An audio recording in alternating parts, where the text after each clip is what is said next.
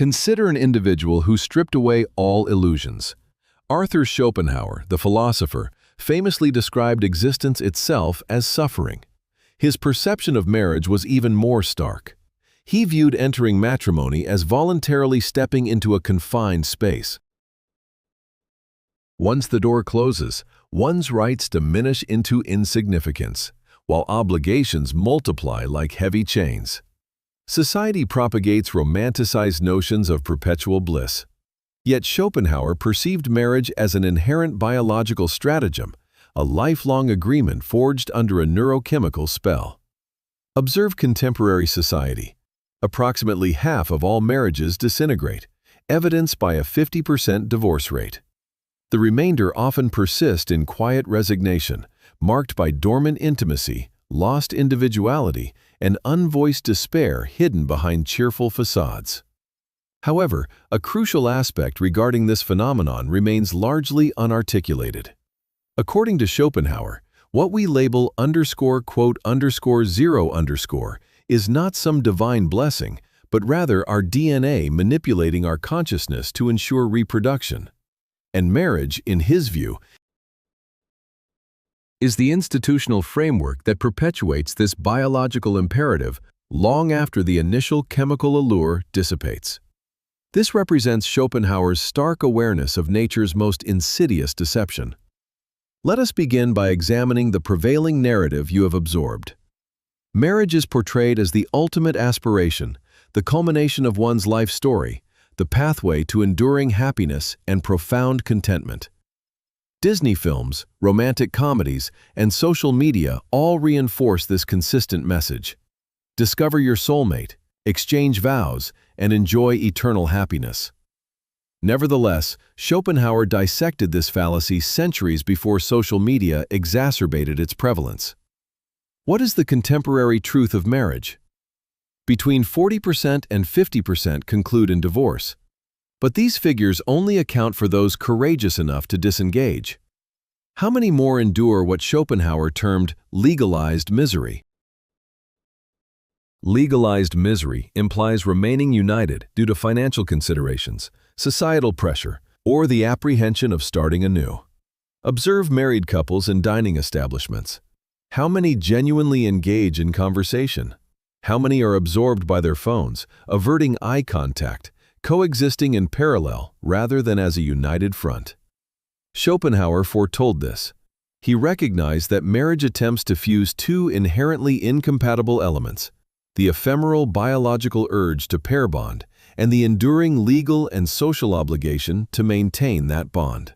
It is akin to committing to a lifetime gym membership based on a fleeting sensation after one vigorous workout. The endorphins vanish. The initial zeal dissipates, yet one remains bound to pay the ongoing cost, day after day, year after year. Moreover, there is a more sinister dynamic at play. Marriage not only fails to deliver happiness, but actively erodes the very attributes that initially rendered an individual appealing. Autonomy transforms into codependency. Enigmatic charm becomes mundane familiarity. Passion devolves into rote habit. Most individuals fail to anticipate this because they fundamentally misunderstand the nature of love. Herein lies Schopenhauer's most devastating revelation. Falling in love is not a spiritual experience, it is a biological assault on one's rational faculties. Every form of love, irrespective of its heavenly guise, is rooted solely in primal sexual impulse.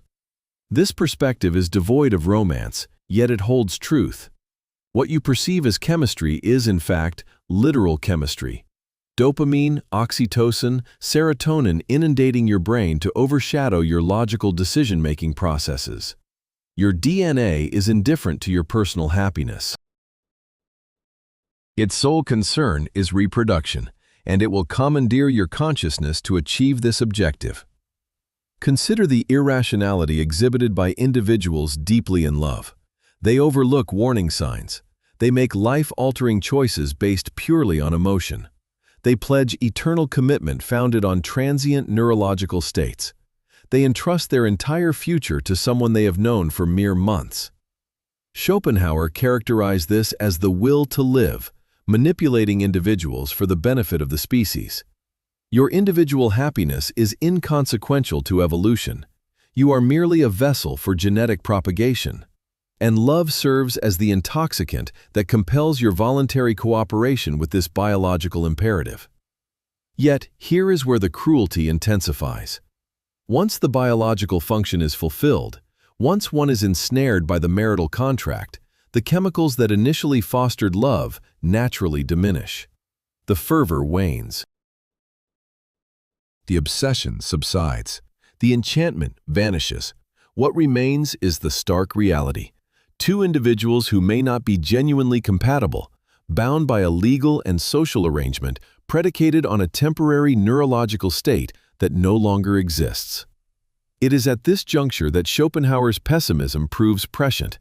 He predicted that most marriages would devolve into, at best, exercises in mutual tolerance, or at worst, active suffering. Not due to inherent human malevolence, but because their very foundation, romantic love, is constructed upon shifting sands. The person you fell in love with was partly a projection of your brain chemistry. When that chemistry normalizes, you realize you are married to a stranger, someone with divergent values, aspirations, and ways of being, someone you might not even like if you encountered them today. This brings us to marriage's most profound cost. An uncultivated mind demands constant external stimulation, while a refined intellect cherishes tranquility. For it is only in silence that thought is honed with the precision of a blade. Schopenhauer spoke not merely of auditory disruptions, but of the internal turmoil stemming from conjoining one's existence with another's. The unspoken reality of matrimony unfolds thus. Every choice necessitates negotiation. Each preference demands compromise, and every aspiration must be filtered through another individual's requirements, disposition, and viewpoints. From where to reside, how to allocate finances, weekend plans, decisions regarding parenthood and child-rearing, social circles, entertainment choices, bedtime routines, to household temperature, your life ceases to be exclusively your own. Schopenhauer recognized that mental liberation hinges on actual freedom. A philosopher thrives on quiet for clear contemplation. An artist needs space for genuine creation. An individual requires autonomy to realize their full potential. Yet, marriage dictates the antithesis: continuous deliberation, constant consideration of another's sentiments, and the stifling of spontaneity in favor of synchronized action. This dynamic often deteriorates. What begins as willing adaptation morphs into obligatory sacrifice. Your partner transitions from seeking consideration to demanding it. Your independence is reclassified as selfishness, and your need for personal space is perceived as rejection. The very characteristics that once made you attractive, your self-reliance, your zeal for your own life, your enigmatic autonomy, are gradually eroded by the daily exigencies of partnership. Schopenhauer viewed this process as a form of psychological relinquishment. A man can fully embody himself only in isolation. If he shuns solitude, he will not embrace liberty. For it is solely when alone that he truly experiences freedom. However, marriage reframes solitude as selfishness and freedom as a threat. Your desire for personal time becomes proof of relational issues, and pursuing individual objectives is deemed abandonment. Your fundamental essence transforms into a problem to be rectified rather than a quality to be celebrated.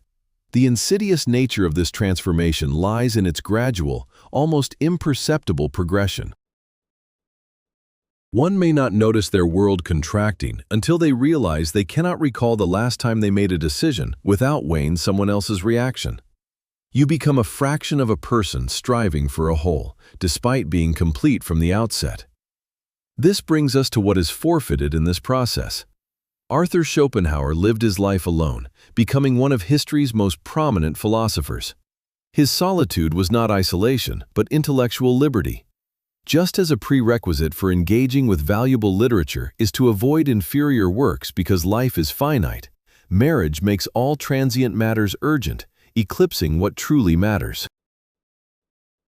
Your partner's needs supersede your personal development. Their crises become your emergencies. Their moods become your responsibility. Observe the trajectory of married individuals' aspirations. The artist ceases creating because their partner requires attention. The entrepreneur abandons risky ventures because their spouse desires security. The intellectual stops reading philosophy because their partner finds it uninteresting. This is not deliberate sabotage, but the natural outcome of merging lives. When singular, your time belongs to you. You can dedicate hours to reading, writing, or pursuing a passion project. You can follow your curiosities without seeking approval. Yet, marriage transforms your time into shared time, your energy into shared energy, and your focus into divided attention. Schopenhauer recognized that genius demands a degree of self-interest, not cruelty, but a fierce guardianship of one's inner world. It involves prioritizing personal growth over the comfort of others and possessing the courage to disappoint those who wish you were less formidable. Talent strikes a target others cannot perceive. Genius discerns a target others cannot even see. However, marriage compels one to aim for targets universally visible. Conventional success, societal approval, and common objectives that represent the lowest shared denominator of both partners' aspirations. The married individual becomes a committee. Every decision is filtered through multiple viewpoints, diluted by compromise, and delayed by consultation. In contrast, the single individual moves with the swiftness of clear personal conviction. This explains why many of history's great minds remained unmarried. Individuals such as Nietzsche, Kant, Beethoven, Newton, and Tesla. They understood that exceptional achievement requires extraordinary focus, and extraordinary focus necessitates freedom from ordinary obligations. But there is an even profounder cost to marriage, one that most people never contemplate. All contentment, or what is typically termed happiness, is fundamentally and exclusively negative, never positive. Arthur Schopenhauer recognized that contentment is primarily the absence of hardship, and he observed that matrimony reliably generates a steady stream of minor difficulties. This wasn't dramatic suffering, but something more insidious, a gradual erosion of inner tranquility due to perpetual emotional upkeep, a slow demise from endless compromises, and a stifling of enthusiasm through regular contention. Contemporary psychology supports Schopenhauer's insights. Married individuals report elevated levels of stress, worry, and despondency compared to their single counterpart. They experience poorer sleep, diminished energy, and a greater incidence of chronic health issues. The reason lies in the unending nature of emotional labor. One becomes accountable not merely for their own emotional state, but for navigating, soothing, and adapting to another person's. Their bad day spills over into your concerns. Their insecurities become your burden. Their happiness turns into your daily assignment. A cruel irony emerges. The more effort you expend to please your spouse, the more unattainable the goal becomes. Genuine happiness cannot be delegated or provided externally. It must be cultivated from within. However, marriage fosters the delusion that your partner's joy is your responsibility, and vice versa. This dynamic fuels endless cycles of recrimination, guilt, and resentment. Schopenhauer termed this the hedgehog's dilemma. Two hedgehogs seeking warmth will huddle closely, yet their quills will inevitably prick each other. They then separate to avoid pain, only to grow cold again. Their existence becomes a perpetual dance between closeness and distance, never quite achieving an ideal balance. This perfectly encapsulates marriage. Too close, and you inflict pain. Too distant, and you feel adrift. A sustainable middle ground remains elusive because it attempts to resolve a biological drive with a societal construct. The situation often deteriorates over time. Initial passionate love often morphs into familiar annoyance. Charming eccentricities become irritating habits. The mysterious yields to predictability. Excitement gives way to routine. Yet, society insists this transformation represents true love. The waning of passion is labeled as maturity. The evaporation of thrill is called stability. The diminishing of joy is rebranded as commitment. Schopenhauer saw through these euphemisms, understanding that what people often refer to as enduring love is frequently just two individuals who have abandoned the pursuit of authentic happiness, settling instead for comfortable unhappiness. A man can only truly be himself when alone. This is not a misanthropic stance, but an acknowledgement that genuine selfhood requires ample room for thought, breath, and existence, free from constant negotiation. Our culture, however, has vilified solitude. Being unattached is viewed as a failing. Choosing alone time is perceived as selfishness. Preferring one's own company is often pathologized. Nevertheless, history's most brilliant minds held a different view. Solitude isn't the absence of connection, it's the profound presence of oneself. It offers the chance to develop one's own perspectives without the incessant influence of others' opinions, moods, and necessities. Schopenhauer's most fruitful periods were his most solitary. While his contemporaries were managing domestic lives, raising families, and fulfilling social duties, he was pioneering philosophical thought.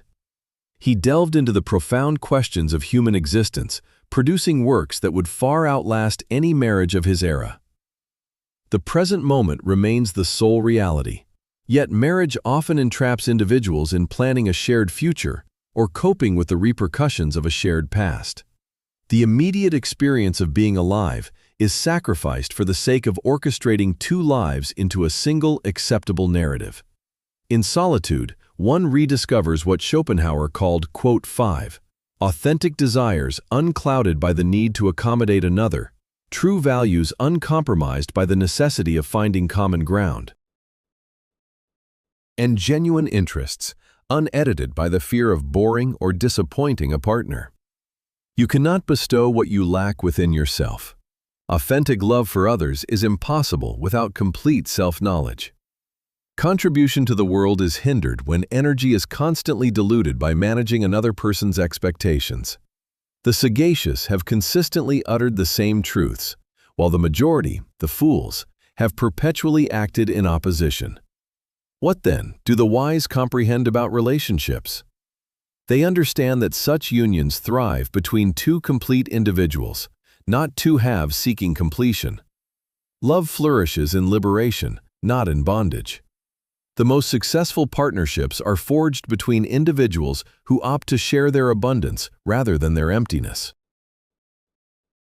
This degree of completeness, however, can only be cultivated in solitude, where one learns self-entertainment, discerns one's true thoughts, and develops the inner resources that make one intrinsically interesting, rather than relying on another to confer a sense of worth. The individual who journeys alone progresses with greater speed and freedom. This is not merely a consolation prize for those who haven't found romance. This perspective acknowledges a superior path for those prioritizing genuine selfhood over popular acceptance, personal advancement over ease, and verifiable truth over delusion. Societal institution of marriage aims to perpetuate what nature designs as transient. It's a societal endeavor to forge stability in an inherently unpredictable cosmos. It represents the formalization of a biological imperative that aids a species rather than an individual. However, you are not merely a species. You are a distinct person endowed with singular talents, unique insights, and specific purposes achievable only by you. Fulfilling these demands a level of concentration, autonomy, and genuineness that marital bonds inherently undermine. Nevertheless, this doesn't imply an inability to give or receive affection. It signifies comprehending that love is an experience, not an acquisition. It's a fleeting mental state, not a perpetual arrangement. It's a treasure to be cherished, not a contract to be enforced. Embracing this perspective brings about a liberating realization. You cease efforts to fixate what is intrinsically mutable. You abandon attempts to stabilize what is inherently uncertain. You stop seeking personal wholeness through another, and instead begin to embrace the completeness that has always resided within you. Schopenhauer termed this the cessation of willing, that moment when you stop desperately craving what you lack and begin appreciating your current state. You cease pursuing external happiness and start recognizing the inner peace found in the absence of such pursuit. This embodies the practical application of pessimistic wisdom. It's not bitter cynicism regarding love, but a clear-eyed perception of its genuine essence. It's not hostility towards marriage, but an acknowledgement of its fundamental conflict with human flourishing. Consequently, perhaps the real question isn't, why am I not married, but why would I willingly constrain my potential? Perhaps it's not quote 8, but quote 9. Perhaps it's not, what's wrong with me, but what's right with a life lived on my own terms. The wisest choice isn't finding someone to complete you, that's actually the most foolish. The smartest choice is recognizing that completion has always been an illusion, that freedom surpasses security and value, and that authenticity outweighs approval. Arthur Schopenhauer lived according to his convictions, bestowing upon the world philosophical insights that have endured for centuries. His solitary existence wasn't desolate, it was fruitful. His independence wasn't selfish, it was benefactory. The solitary individual moves more swiftly and unrestrictedly. And within that liberty, that authenticity, that brave commitment to your personal journey, you present the world with something no marriage can, the complete manifestation of who you genuinely are. If you have followed this video to its conclusion, you merit recognition. Please comment below, I choose freedom.